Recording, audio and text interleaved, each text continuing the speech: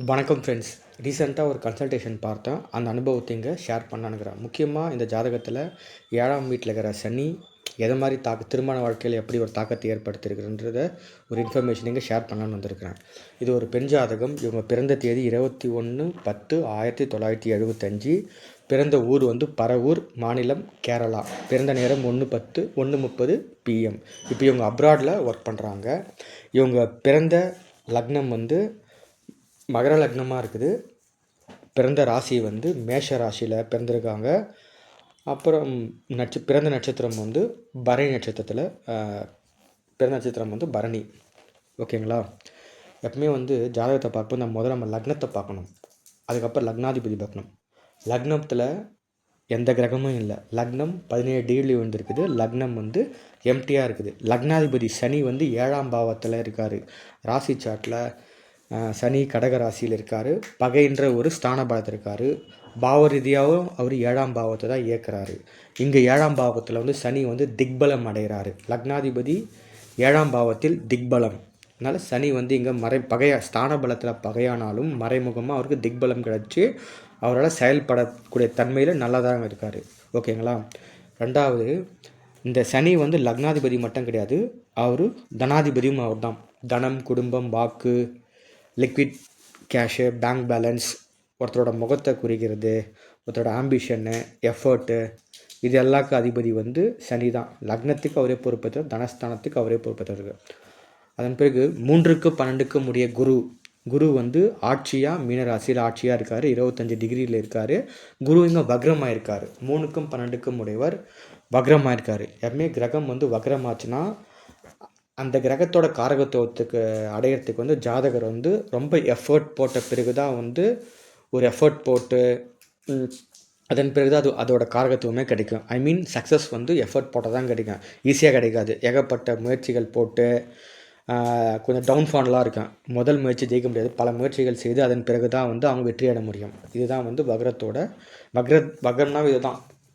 தொடர் முயற்சி செய்து தான் அவங்களால வெற்றி வகை சூட முடியும். ஓகேங்களா? இப்போ மேஷத்தில் பார்த்தீங்கன்னா கேதுவும் சந்திரனும் இருக்காங்க. கேது 29 டிகிரி இருக்கார். சந்திரன் 16 டிகிரி இருக்குது. இதில் இது பெரிய கன்ஜெக்ஷன் இணைவுன்னு நம்ம சொல்ல முடியாது. 13 டிகிரி விலகி இருக்குது. அதனால் கொஞ்சமாக இங்கே இணைஞ்சிருக்காங்க. அதுதான் மீனிங்க.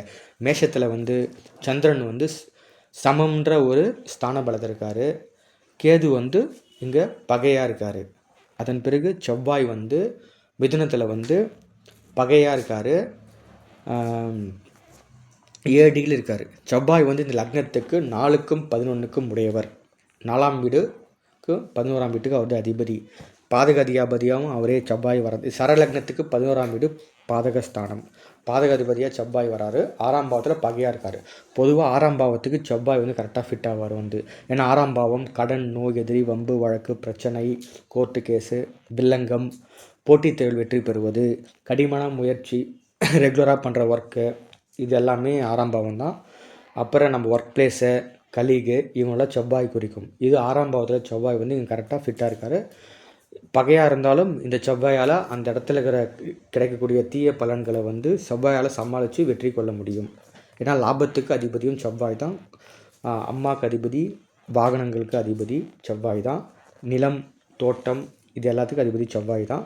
4ஆம் பாவக அதிபதியை கரெக்டாக அவரே வராரு.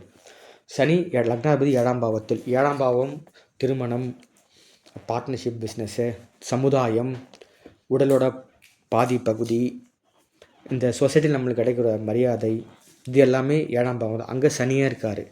எப்பவுமே 7ஆம் பாவத்தில் சனி தான் கரெக்டாக இருப்பார். சனி ஒரு வேலைக்காரகன் சொல்லுவோம். தொழில்காரகன் சனி தான் வேலைக்காரகன். 7ஆம் வீடு கஸ்டமர்ஸ், கிளைண்ட்ஸ், இதெல்லாம் அவங்க தான் நம்ம வாடிக்கையாளர்களாக சனி தான் வருவாங்க.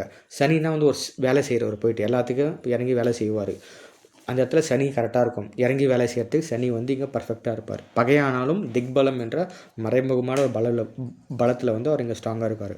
அப்புறம் சிம்மத்தில் சுக்கிரன் 18 டிகிரியில் இருக்கார். இங்கே பகைன்ற ஒரு இடத்துல சுக்கிரன் இருக்கார். சுக்கிரன் இந்த லக்னத்துக்கு 5க்கும் 10க்கும் உடையவர். 5ஆம் வீடு குழந்தை ஸ்தானம், அறிவு, தெளிவு, காதல், என்டர்டைன்மெண்ட் பண்ணுறது, நல்ல ஒரு விஷயத்தை டீப்பாக படிக்கிறது, டீப்பாக அண்டர்ஸ்டாண்ட் பண்ணுறது, ஹையர் எஜுகேஷனு, ஒரு ஸ்பெக்குலேட்டிவ் பிஸ்னஸ்ஸு, ஒரு எப்படி நம்ம ஆழ்ந்து யோசிக்கிறது, சிந்தனை ஸ்தானம், கௌரவம், அந்தஸ்து, புகழ், ஆன்மீகம் இதெல்லாம் 5ஆம் பாவம். 10ஆம் பாவம் வந்து தொழில் மட்டும் கிடையாது. அது வந்து நம்ம வந்து ஒரு ஜாபில் ப்ரொஃபஷ்னல் ஜாபுக்கு அங்கே எடுத்துக்கலாம். அது இல்லாமல் வந்து ஒரு மரியாதை, பேர், புகழ், அந்தஸ்து, சமுதாயத்தில் கிடைக்கக்கூடிய மரியாதை இது எல்லாமே 10ஆம் பாவம் தான். அந்த 5க்கும் 10க்கும் உடைய அதிபதி சுக்கிரன் 8ஆம் பாவத்தில் இருக்கார். பாவத்துலேயும் 8ஆம் பாவத்தை இயக்காரு. 8ஆம் பாவம் வந்து ஒரு கண்டங்கள், அசிங்கங்கள், அவமானங்கள் இருந்தாலும் நீண்ட ஆயுளும் அதுதான். மிகப்பெரிய சொத்தும் 8ஆம் பாவம் தான். நிறைய அசிங்க அவமானம் தான் அதிகமாக இருக்கும். ப்ளஸ் வந்து ஒரு மனுஷன் விருப்பத்துக்கு மாறாக நடக்கக்கூடிய அனைத்து விஷயங்களும் சடன் டிரான்ஸ்ஃபர்மேஷன். திடீர் எந்த விஷயங்கள் திடீர் நடக்குதோ அது திடீர்னாவே வந்து 8ஆம் பாவம் தான். அந்த வீட்டில் இருக்கார். அப்போ என்ன இண்டிகேட் பண்ணுதுன்னா, அங்கே சுக்கிரன் வந்து தொழில் பண்ணார்னா அது நிறைய அப்ஸ் அண்ட் டவுன்ஸ் இருக்கும், லாஸஸ் இருக்கும். திடீர்னு பிஸ்னஸ் மாறினே இருப்பார். ஜாபை வந்து ஃப்ரீக்வெண்ட்டாக மாறினே இருப்பாங்க. இது மாதிரி விஷயம்லாம் வந்து இங்கே சுக்கிரன் கொடுக்குறாரு. அப்புறம் புதன், கன்னியில் புதன் 16 டிகிரியில் இருக்கார். இது வந்து 16 டிகிரினா வந்து இங்கே கன்னியில் புதன் வந்து ஆட்சின்ற ஒரு ஸ்தான பலத்தில் இருக்கார். ஓகேங்களா? 6க்கும் 9க்கும் உடையவர் புதன்.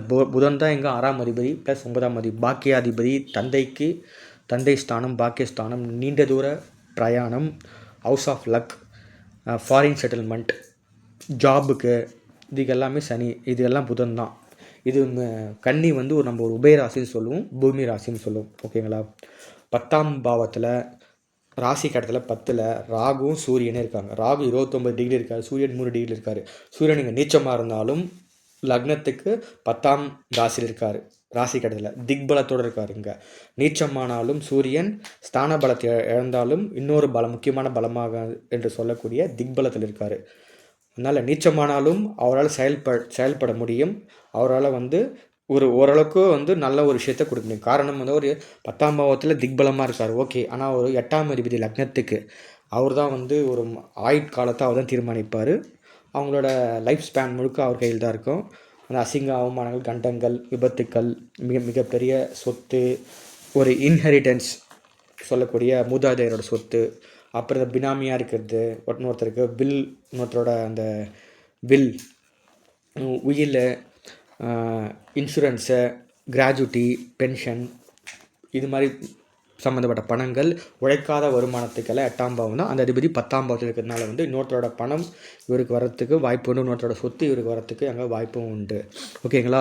இங்கே சூரியன் மட்டும் பாவக கட்டத்தில் மாறி இருக்கார். சூரியன் வந்து ராசியில் 10ஆம் வீட்டில் திக்பலமாக இருப்பார். பாவத்தில் 9ஆம் பாவத்தை இயக்குறாரு. இங்கே பாவரதியாக சூரியன் வந்து சொன்ன விஷயம் எல்லாமே 9ஆம் பாவத்தில் தான் போய் இயக்குவார். தந்தை விஷயத்தில் ஒரு முரண்பாடு இருக்கும். ஏன்னா வந்து சூரியன் 8ஆம் அதிபதி இங்கே 9ஆம் பாவத்தை இயக்கிறதுனால வந்து புதனும் 9ஆம் பாவத்தை இயக்குறாரு.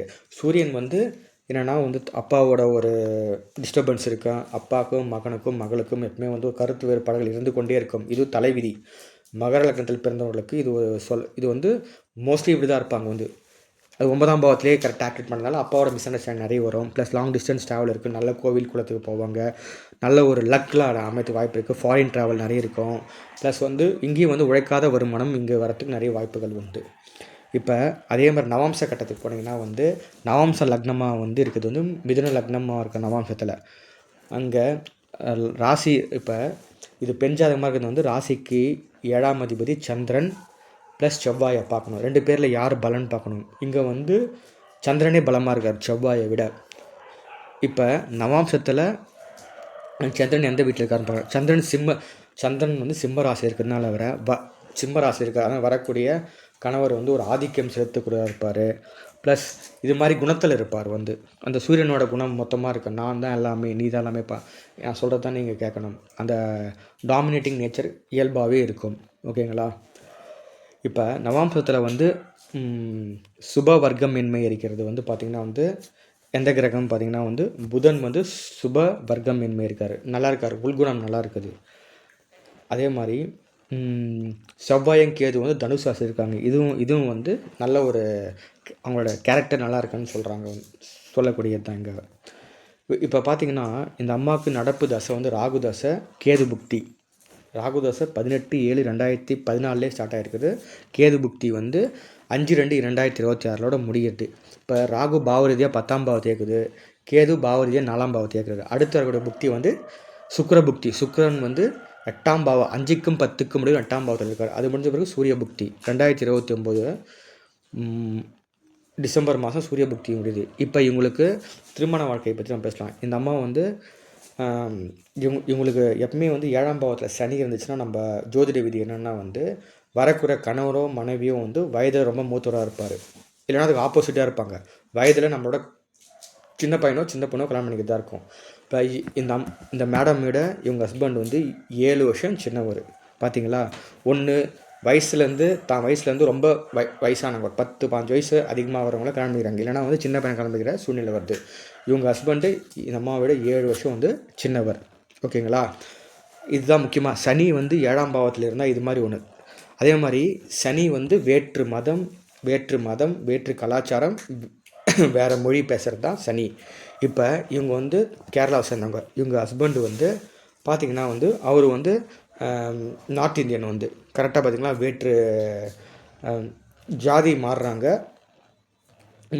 ஒரே மதம் தான், ஆனால் வேற்று ஜாதியை மாறுறாங்க. இதனால் ஒன்று சனி பெரும்பாலும் வந்து ரியல் லைஃப்பில் பார்க்கும்போது பார்த்திங்கன்னா வந்து ஒரே ஜாதியில் கூட அமைகிறாங்க, ஆனால் வயசு வந்து முன்ன பின்ன மாறிடுது. இல்லைனா வந்து வேற்று மதம் வேற்று கலாச்சாரத்தில் போயிடுது, இல்லைனா வேற்று கலாச்சாரம் வேற்று ஜாதியில் போயிடறாங்க. இப்போ இவங்க வேறு ஜாதி, இவங்க ஹஸ்பண்ட் வந்து கரெக்டாக சனி அந்த 7ஆம் சனின்னா அந்நியர். கரெக்டாக அந்த அந்நியர் பார்த்திங்கன்னா எப்படி இந்த ஜாதியில் எப்படி வேலை செஞ்சுருவார் பார்த்தீங்களா. இவங்க ஹஸ்பண்ட் வந்து 7 வயசு சின்னவர், வேறு கேஸ்ட் ஆள். ஓகேங்களா, இப்போ இவங்களுக்கு என்னென்னா இவங்க ஹஸ்பண்ட் வந்து சம்பாதிக்கிற பணத்தை நிறைய வந்து சேவ் பண்ணாமல் நிறைய செலவு பண்ணுறாராம். இவங்க தான் சேவ் பண்ணி அவருக்கும் பணம் கொடுத்து அவர் செலவு இவங்க தான் பார்த்துக்கிறாங்களாம். வந்து அவங்க ஹஸ்பண்ட் வந்து ஜாலியான வாழ்க்கை வாழ்கிறாங்க. இந்த அம்மா இன்னொரு விஷயம் சொன்னாங்க. என்ன விஷயம்னா வந்து இவங்களுக்கு திருமணம் ஆகி இவரோட திருமணம் ஆகி ஒரு 10 வருஷம் ஆச்சுங்களாம். இவர் வந்து சரியாக வந்து ஃபேமிலி லைஃப் வந்து இவர் லீட் பண்ணுறதில்ல. அதனால் வந்து அவங்க வெளியே வந்து அவங்களுக்கு இந்த அம்மாவுக்கு வந்து ஒரு எக்ஸ்ட்ரா மேரிட்டல் அஃபேர்ஸ் இருக்குதுன்னு அவங்களே சொன்னாங்க. எனக்கு வேறு ஒரு தொடர்பு வெளியேக்குதுன்னு சொல்லிட்டு அதுக்கு நம்ம காரணம் என்னான்னு பார்க்கணும். எப்போவுமே வந்து எக்ஸ்ட்ரா மேரிட்டல் அஃபேர்ஸ்னால் 8ஆம் பாவம் தான் வந்து முதல்ல நிற்கவங்க வந்து. ஓகேங்களா, கரெக்டாக 8ஆம் பாவத்தில் சுக்கிரன் இருக்கார், 5க்கும் 10க்கும் உடையவர். 5ஆம் இடம் சிந்தனை ஸ்தானம், என்டர்டெயின்மெண்ட் பண்ணுற இடம், பப்பு கிளப்பு ஊர் சுற்றி பார்க்குறது, எல்லா சந்தோஷமும் காதலும் அங்கே தான் இருக்குது. அந்த வீட்டதிபதி 8ஆம் பாவம் என்று சொல்லக்கூட மர்மஸ்தானம், துர்ஸ்தானம், நம்மளோட ஒரு ஜென்டல் பார்ட்ஸ் 8ஆம் பாவம் தான் குறிக்கும். அந்த இல்லீகல் அஃபேரு இது எல்லாமே 8ஆம் பாவம் தான் இண்டிகேட் பண்ணும். கரெக்டாக 5க்கும் 10க்கும் உடையவர் சுக்கிரன் வந்து 5க்கும் 10க்கும் இப்போ 8ஆம் பாவத்தில் இருக்கார். இந்த அம்மா கேட்குறாங்க, இவங்களோட பாய் ஃப்ரெண்ட் மூலியமாக கூட வந்து இவங்களுக்கு வந்து இவங்க பாய் ஃப்ரெண்டுக்கு இவங்க தான் செலவு பண்ணுறாங்களா, அவரும் நிறைய டிஸ்டர்ப் பண்ணுறாராம். எனக்கு எப்போத்துலேருந்து இதுலேருந்து வெளியே வர முடியும்னு கேட்டாங்க. இப்போ என்ன பிரச்சனைனா இவங்க நடக்கக்கூடிய புக்தி வந்து கேது புக்தி பிப்ரவரி 5ஆம் தேதியோடு முடியுது. அதன் பிறகு சுக்கிர புக்தி ஆரம்பிக்குது. சுக்கிர புக்தி பிப்ரவரி 5, 2029 சுக்கிர புக்தியாக முடியுது.